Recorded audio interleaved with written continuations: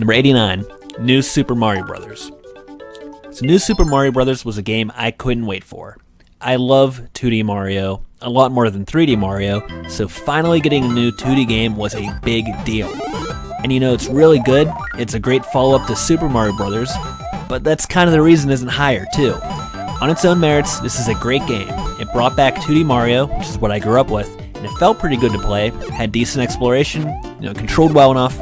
In a lot of ways, this really is the follow-up to Super Mario Bros. So, to understand what I mean by this, imagine a world where Super Mario Bros. Was treated like, I don't know, Bionic Commando. Like a really good game, but not something that turned into a long-lasting franchise. And there were later Bionic Commando games. There's that Game Boy game, but you don't think of Bionic Commando as a franchise. You think of it as an NES game. So, and that could have happened. This is pretty much how we view A Boy and His Blob or Star Tropics today, right?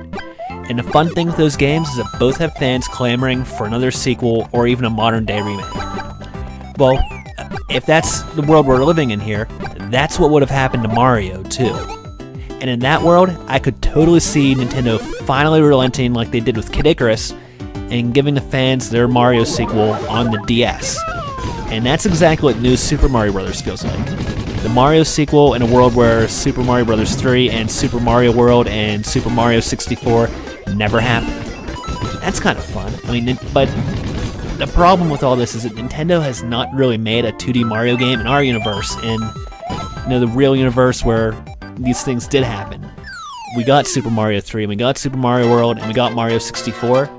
Nintendo has not really made a 2D Mario game that feels like an effort on the par of Mario 3 or Super Mario World, and I don't even mean in quality. I mean in straight up effort.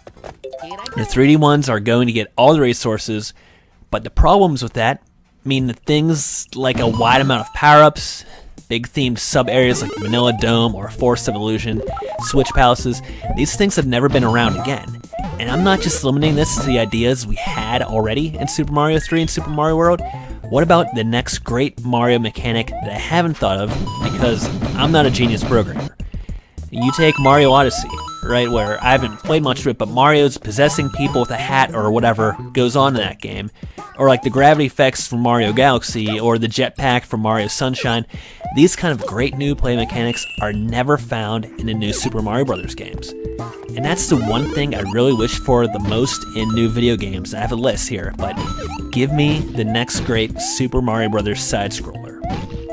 So to bring it all home, New Super Mario Bros. Was great. This was something I'd been waiting for, really wanted that new 2D Mario game, a return to 2D.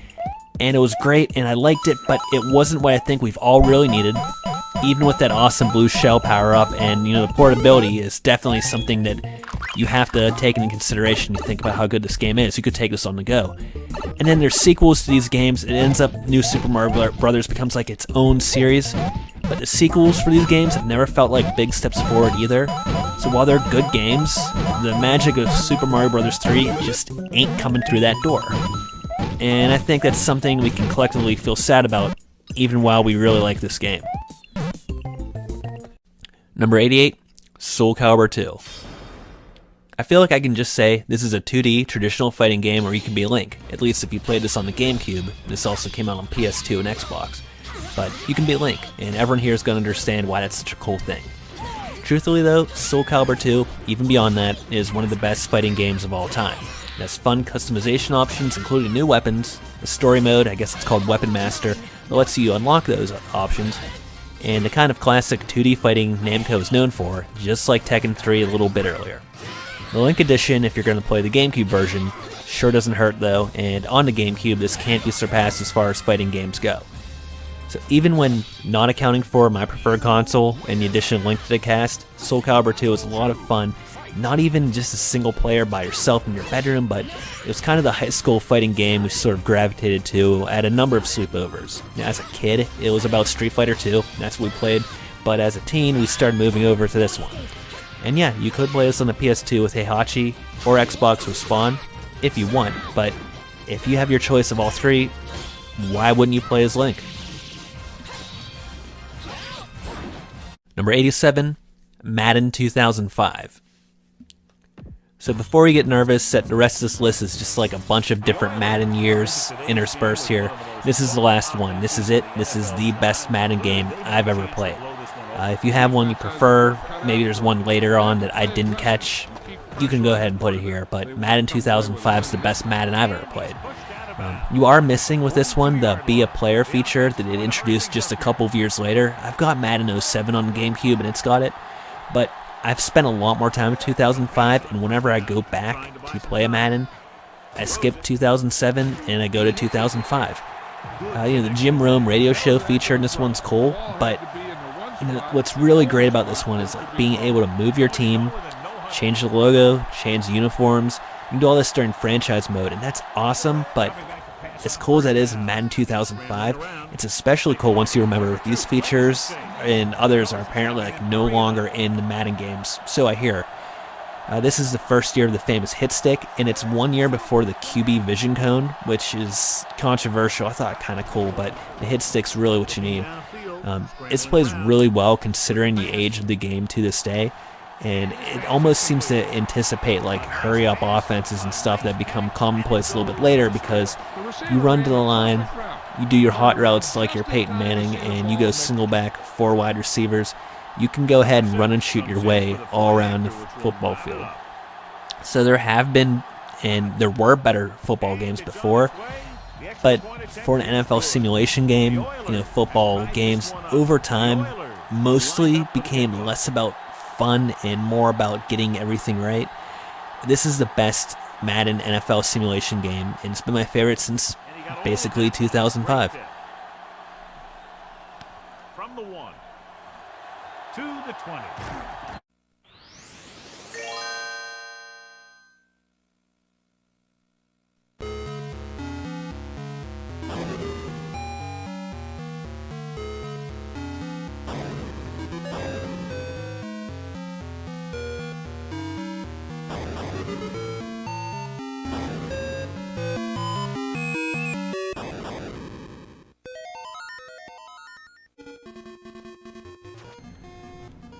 Number 86 is Legend of Zelda: Link's Awakening. This packs in its Sentimental Zelda into a little tiny Game Boy cartridge. And while Zelda's always been kind of a problematic series for me, the worlds are always created detailed and polished, and I like exploring those worlds, but I don't always like completing the game, and I think that's because the formula, which is overworld to dungeon, then perform puzzles in that dungeon, that gimmick's never been my favorite. So while I like Zelda games a lot, I've never really been obsessed with them the way that, the average gamer seems to be.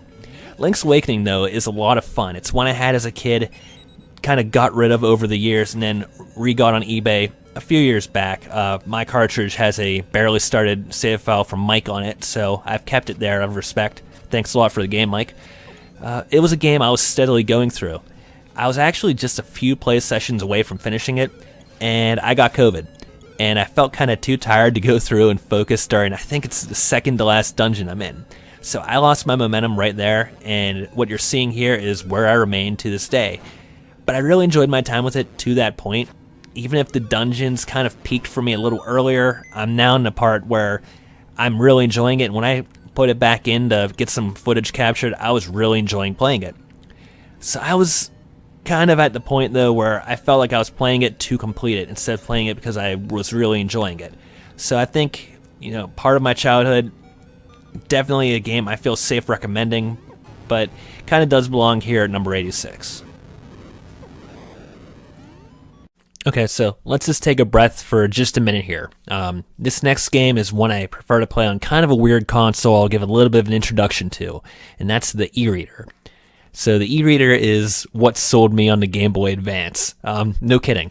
So there's a new Metroid, new Pokemon, Link to the Past. Nah, none of those had me interested in the Game Boy Advance. I still had a Game Boy Color. Who needs the Advance? Well, what's that? You can play portable NES games on cards? Count me in. And so the e-reader was the first Game Boy Advance game I ever got, and that's what I got when I got my Game Boy Advance, along with a few packs of cards. These were $5 for a portable NES game in those days, and I had no access to an NES back then, so what a deal. This was pretty much revolutionary for me, so I loved the e-reader and still love it today. All right, and with all that said, number 85 is Balloon Fight on e-reader. This is also an NES game. You can also play this on the Gamecube with Animal Crossing. But for me, an e-reader game, and fortunately the only e-reader game on this list, because scanning all those cards once plugged into the Gamecube hurts the back a bit. Okay, so better than Zelda, though? I told you this was a personal list.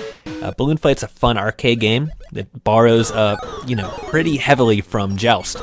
It adds in a fun alternate game mode, Balloon Trip, which is a long-form, auto-scrolling journey across the Balloon Fight universe, established in the usual 1 or 2-player mode. This one is co-op as well, just like Joust is, but it adds in a little more variety during the stages, like what your platforms look like and what your patterns are for your enemies, and at times you even get to hear an addictive soundtrack, which is just awesome. Now, you do lose out on the co-op feature on the e-reader, so if you're someone who is going to play this game with a friend, I recommend the NES version, or I think Animal Crossing on the GameCube would have it.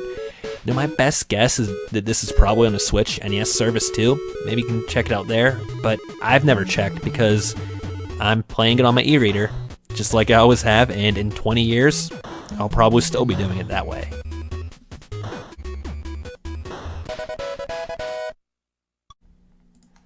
Number 84, NCAA Football 2004. Uh-oh. Yeah, maybe in retrospect, when I said I'd regret the placement of North and South, I think in retrospect I'd like to award this spot to North and South, but this is everything has a rating, and I did a rating freeze sometime before I started this top 100 video process, so anything I would change now, it's too late. This is the top 100 I'm going with, so NCAA Football 2004 doesn't hold up perfectly today. I kind of found it out when I started trying to kind of do a let's play of it, especially when you're playing as one of the weaker teams and like completing passes becomes awfully hard just thanks to how frequent the drops are. Way too common. Don't even think about throwing bullet passes either, even with the best teams. You can throw those at Larry Fitzgerald all game and they're going to bounce off his hands every now and then. Still, okay, this is a game where, from like a nostalgic point of view, I spent a ton of time with this. Back in the old days, there weren't really like how long you've been playing a game counters, but this is a game that had one of those, and this is one I put in over 100 hours on. This is the first time I was actually aware of doing that with any game. And it also includes the best version of video game ever had of my team, which is the Pitt Panthers. We had Larry Fitzgerald, Rod Rutherford this game. So, fantastic Pitt team. So is this all nostalgia? I mean, not exactly. The Dynasty mode remains fun, although it's not the best game to pick up core program and like bring them up to the top end. Although there are tricks and exploits you can use to do this well, I'll actually just tell you it right now. Go ahead, pick a bad team, pick Troy State, make them independent, or if you make a creative team that's a doormat, bring up a 1AA team that's a doormat, go ahead and do that. And then make sure that you make them an independent. Play just FCS teams, rack up victories on them over the years. Your prestige will go up, and so will your recruiting. And that's basically the only way to exploit it, short of, winning a lot of games manually against better teams. And that can be pretty hard whenever, again, you're not throwing the ball over the middle and getting a lot of completions in this game. So, you can use this kind of exploits. You can't use the same kind of exploits SMU used. And, NCAA 2005 is in a lot of ways a superior experience on the Cube, but look at it from my perspective. I'm a Pitt Panthers guy. I'm a fan of the old Big East, best conference I can ever remember. And in that version, the Big East is 7 teams. And it lacks Virginia Tech, and it lacks Miami, so yeah, there's a lot of cool features like disciplining your program, your players, things that'll never come back even whenever they do finally bring back NCAA football, but, for me and for the old original Big East, this is the game, not NCAA 05 and not 06. Number 83, Contra. This is actually one of the few NES games so good that while it had kind of a limited role in my childhood, I can't help but think fondly of it enough to put it in the top 100. For casual players such as myself, Contra is, capital H, hard. There's a 30 lives code that'll make a big difference for you, but until you get the pace of gameplay down, you still won't get far, even with the extra help. I had a friend with Contra growing up, and it was one we'd play. We knew about the code, we'd put it in, and we'd still get blasted long before we could get even a few levels into the game. As an adult, I'm a little better, but anyway, Contra is one of the best run-and-gun games ever made. It's an absolute classic for a reason. It really doesn't get much more fun than this. You run to the right, unless you're in a pseudo 3D level, and you shoot everything you can, no matter what, and at all costs, you avoid getting shot. It's one-hit kills in Contra. This is kind of an NES staple, and definitely a fantastic game. Number 82, Dr. Mario. So I listed the Game Boy version of Dr. Mario here because it's what I own and am most likely to play, but the NES version or the Super NES version bundled with Tetris or the N64 version are all worthy additions. I actually picked the Game Boy version because I thought, well, it's portable. It's going to be the same game as the NES version, just without the color, but I got the Super Game Boy, I can throw in color palettes. Works okay.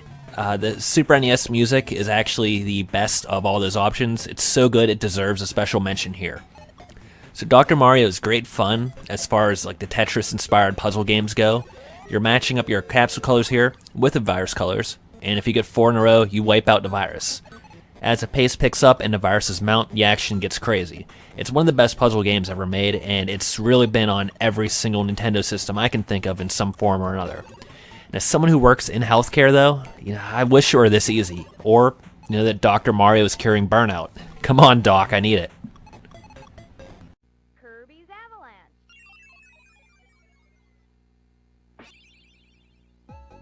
Number 81 is Kirby's Avalanche.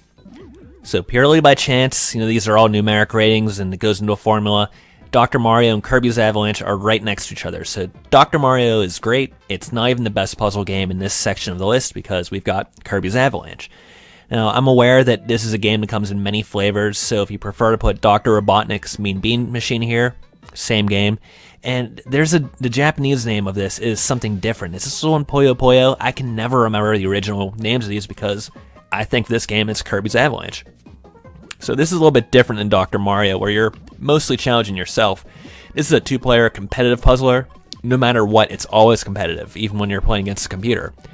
You're likewise trying to match 4 colors in a row, but the difference is if you can arrange combos, you get one stack of blobs to go away and cause a chain reaction where another stack of blobs gets beat up, you'll draw up some obstacles onto your opponent's screen. So the story mode in this game, a story mode, is a series of one-on-one matches against the computer where they get progressively stronger and move faster. And the story mode's not something really unique to Kirby's Avalanche. I think there's one in basically every version of this game. It's just you get Kirby characters in this one. So this is an amazing party game, unexpectedly so. I remember a friend was playing Super Nintendo and he was just asking me, I was hanging out with him, we were playing, he was like, well, what's a good multiplayer game? And I said, how about Kirby's Avalanche? And we started playing it and got hooked. He actually helped me move from one apartment to another, and all he asked for in exchange was a copy of Kirby's Avalanche, which this was back before everything went insane, and I bought him a copy, but, I also did pay him to help me move. In terms of competitive puzzle games, though, you really cannot beat Kirby's Avalanche.